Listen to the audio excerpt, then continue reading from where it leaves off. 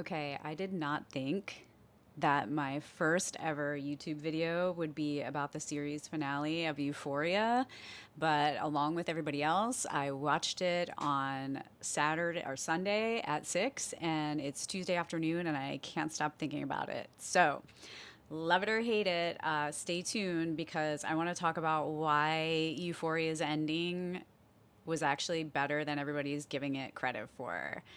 Hi, my name is Sage. This is my channel called The Art of Seeing, where we delve into the stories and the media and cultural moments that shape how we see ourselves and the world around us. So, critics hated, hated the end of Euphoria. And I mean, okay, so like there was mad hate happening on the internet. I saw some critiques that called it bloated, ridiculous, over the top, unrealistic, right? Amongst other things. And I mean, I guess I understand those criticisms, but at the same time, this show was never about realism, like it was never an honest, real depiction of high school students. So why now? There was so much suspension of belief that had to happen in order for you to invest in this show, or suspension of disbelief, sorry, that had to happen in order for people to invest in this show and like watch it. And now suddenly everybody's like, it wasn't realistic. But you know what? I think they're wrong. They're wrong because the ending was actually one of the most realistic things that this show has ever done.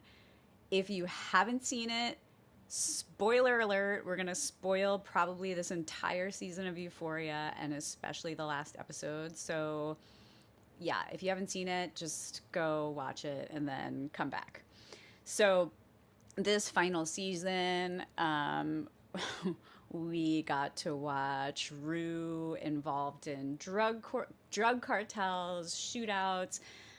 She got, working. She was working with the DEA.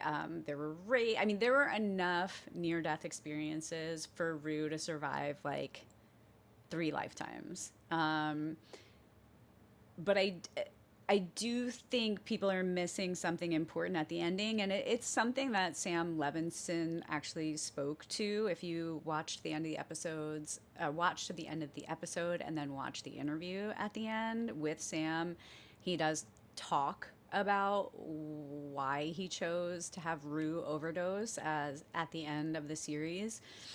Um, but let's first talk about this criticism that Euphoria abandoned realism. So it's true that the final season is bigger and more dramatic than the earlier seasons.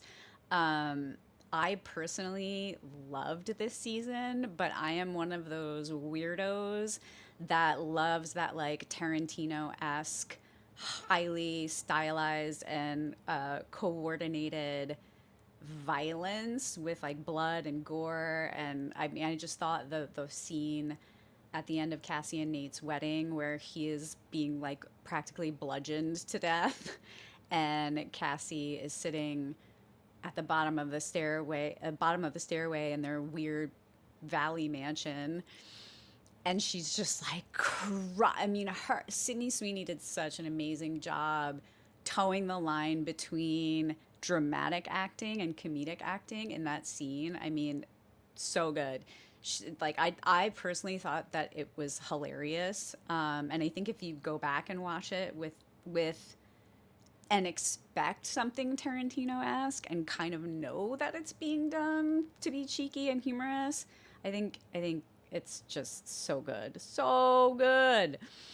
Um, but the outcome of Rue's story. Okay, so the Nate's death, I can when I saw Nate's death, I thought, "Oh, they must have needed to kill off the character." I guess I didn't realize that this was the series I didn't realize that was the penultimate like episode to the series finale. So I thought that they just needed to kill off Nate's character.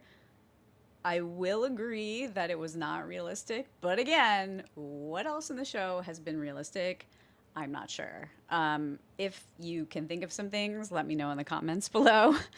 Okay, as far as Rue goes, for 3 episodes, we have heard her. We've heard Zendaya like expertly narrate Rue's her life, her struggle with addiction. Like we can hear when she's messed up in her narration, which I think is also a tremendous acting job. We've watched her relapse, we've watched her self destruct, hurt the people she loves, and repeatedly flirt with death. I mean, even the season opener, again, as unrealistic as it is, she's in a truck, like literally, like tot tottering, no, teetering, teetering between like the truck falling. I mean, come on, y'all. This is not real life. Okay, so then she gets clean, she finds purpose. That's that she found purpose through God, I also don't think is unrealistic. In fact, I think that's one of the more realistic things that this series has done, because I personally have known people who have struggled with addiction. And, in the 12-step programs, when you go to meetings, there's there's almost a direct correlation between like going to a meeting and then believing in a higher power. That's kind of how it goes. So Rue finds her higher power in God. I thought that was realistic. I almost thought it was interesting that she was like having these not paranoid delusions, but I think that there's an element of being stoned or being an addict and being stoned or being high, where sometimes people do get like hyper spiritualized. They have like hyper spiritualized hallucinations. So I kind of wonder if she actually wasn't clean through that whole final series, and that's why she so easily took the Percocet without really much of a thought. I mean, for somebody who's been clean for that long, wouldn't you have thought about taking the Percocet if she wasn't going to meet? I don't know. That's a whole other topic. But anyway, watching Rue overdose on the Percocet that Alamo gave her, that was laced with fentanyl, which, P.S., like, people obviously saw that coming from a mile away, right? I'm pretty sure the camera, I haven't rewatched that episode, but I'm pretty sure after he slides the pills over to her, they cut straight to the bricks of fentanyl that his people are, putting together, that are going in the truck. So I think everybody saw that from a mile away. That said, I have to admit, I was really hoping that as she was having that dream sequence of Fez like escaping prison doing parkour, also hilarious. So Rue, like, oh my God, he escaped prison doing parkour.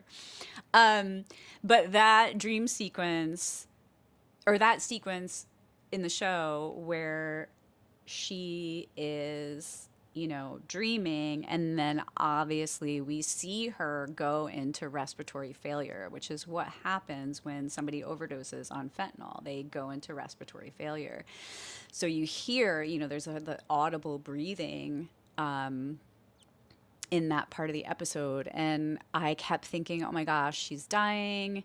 She can't be dying. She can't be dying. Like, I think I was in denial along with everyone else, or maybe you guys weren't in denial. I don't know. Let me know in the comments. Did you really think Rue was going to die when you realized she was struggling to breathe and was like having a dream about reuniting with Angus and her mother?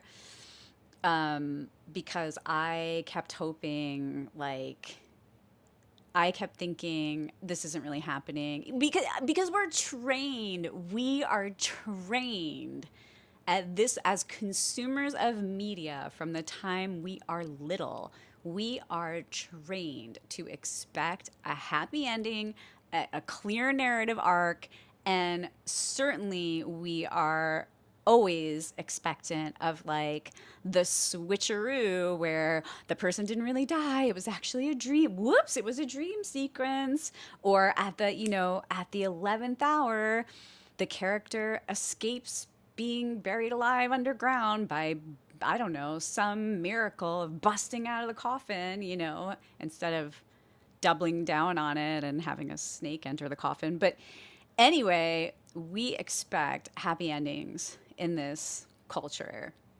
And I do think that we are used to stories where growth is rewarded, suffering leads somewhere, and where the protagonist gets the chance to gets one last chance at least, right? To be the person they're meant to be.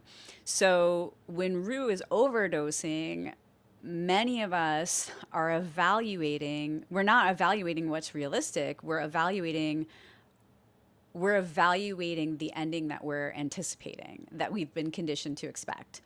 So yeah, I I think that's why I my stance is that Rue's overdose was probably the most realistic thing we've seen for this entire series. Um, and Sam Levinson has said that fentanyl was the reason why he made that choice, and that addiction and even casual drug use looks so different now than it did 20 or 40 years ago, and that he might not be alive if fentanyl was around when he was going through whatever he was going through with drugs. You know, I might not be alive, because I have experimented with drugs at a time when they weren't laced with fentanyl and people weren't testing, recreational drugs. So, you know, that reality for anybody who does drugs recreationally, is considering doing drugs recreationally, or is a drug addict is terrifying, and it is fucking real, okay? So it it it's something that, if you probably know somebody who has died of a fentanyl overdose, and if you don't personally know somebody, you know somebody who knows somebody, and we all know, Angus Cloud and Prince. I mean, Prince, it's so, again, like, it's interesting to me that the critics are focusing on the ways that the season became larger than life, and then overlooking that the central message in the end is incredibly grounded. Addiction doesn't always end in recovery. Sometimes it ends in death. And I think, that line, like, isn't one of the last lines they give the character of Maddie is when she looks at Maud Apatow's character. I'm sorry, I can't remember her name in the show. And right now, and she says, well, yeah, but Rue is an addict, right? Like, those behaviors are explained through Rue's addiction. So, yeah, I mean, and I think obviously part of the backlash is also that viewers loved Rue. I loved Rue. I thought Zendaya played it beautifully. Um, People were invested in Rue's story. She did have that beautiful smile. You were rooting for her. You wanted her to get better. You wanted her to get better. I mean, when she was in the church and called her mom and was talking to her mom and feeling all this regret for what she had done, you're rooting for her. You felt for her. Um, yeah, I'm not saying that she deserved to die. Um, I'm saying that addiction doesn't care whether or not someone deserves to die.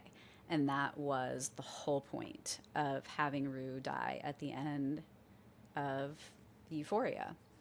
Um, I also think that maybe some of the feels around, what um, around Rue's death were because everybody was really upset when Angus Cloud died in 2023. And I feel like people felt like maybe Euphoria already had that loss. So Euphoria already lost one of its beloved characters. We lost Fezco, and we lost Angus Cloud, who was in real life, who was a fan favorite. So I think that tribute to Cloud in the end was really poignant and beautiful, and Sam Levinson spoke to that too. But I think that makes it doubly hard for viewers who felt like, but we lost Angus. Like, please don't let us lose Rue. Um, I think in a strange way, viewers of Euphoria wanted to get something out of it that it wasn't really realistic to give. I think, yeah, I think because we lost Angus, people wanted to save Rue. Um, and whether you think that's the right choice or not, I do think it helps explain this really strong reaction to the series finale. Um, I certainly wanted to wait for the twist. Like I said, I wanted it to be a dream sequence, and I was like, when Ali, kind of shook Rue, I was hoping she was going to wake up. That was a beautifully filmed scene, by the way. But you know, we're so used to being spoon-fed narratives that have a clean ending, and I think there are few showrunners and writers and artists who are willing to veer from that. Mike Lee comes to mind. He doesn't always, in fact, he rarely gives you a clean ending or like a clean narrative arc for his characters. And that is life. And we live in the realm of life and death, right? So I think I think that's where my stance is on the ending. But I do have some plot holes that I cannot find any information on online, and so I want you guys to chime in. Okay, here are some of the plot holes that I had to write them down, you guys, because there were a few. So, okay, how in the hell did they switch out the vans so quickly? Okay, there was the van with um, two women in there who had just had surgery. So how did that happen so quickly? That was the first plot hole. I was like, wait, how did that really happen? The second one isn't really a plot hole, it's just a question. What happened to Rue's money? Like, why didn't she go back to Ali and be like, I have all this money? Like, where did that money go? Um, the other question I had was, wait, hold on. There was another thing. Oh, what's his face? Alamo's like right hand man. He all of a sudden developed. I'm sorry, he played it so well. I know he was in The Wire, right? Or at least I think he was. He played that character so well, but at no point during the season did we have any indication that he didn't like Alamo, that he wasn't happy with how Alamo was running the business, that he had any compassion towards women. So why all of a sudden did he feel compassion towards Maddie's plight? Am I to believe that maybe he was like, had a little crush on her and suddenly developed a conscience when he's been working in this environment where women are trafficked and enslaved? Like, I don't get it. I don't get it. That was the only other thing. I was like, wait, when did this happen? When did this guy develop a conscience? So let me know if you noticed any other plot holes or things that you were like, that didn't seem quite right. I also would have liked to have seen everybody's arc come fully to an ending, but I appreciate that it didn't. I thought some of the acting was so tremendous. Yeah, the actress that plays Maddie, oh my gosh, I'm gonna forget her name. I'm sorry. She's amazing. I love her. Um, yeah, so let me know what you thought about the end of Euphoria. Did you think it was a realistic ending? Are you just up in arms and super pissed? Let me know in the comments below and like and subscribe. Thanks.